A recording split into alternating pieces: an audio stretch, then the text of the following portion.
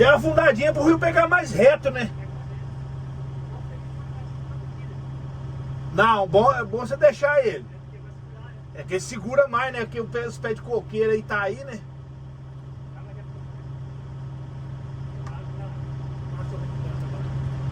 Porque fica mais reto, né? Antes ele tava vindo aqui, ó. Eu botei umas 3, 4 pedras aí. Vai dar certo. Vamos acabar?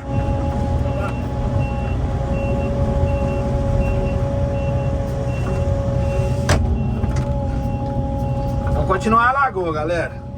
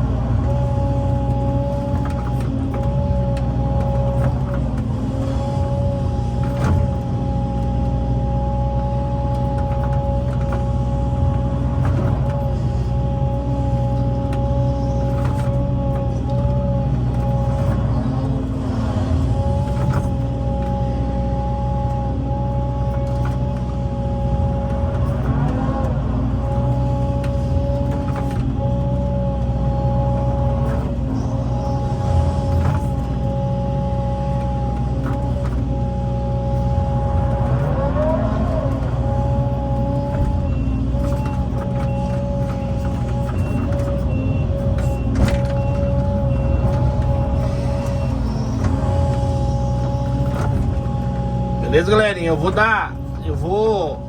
vou parar o vídeo aqui. Vou fazer mais um vídeo pra vocês, a parte 4. Senão vai ficar muito grande o vídeo, beleza? Forte abraço aí do Galego Capixaba. Até o próximo vídeo. Deus possa abençoar a todos. E tchau, obrigado.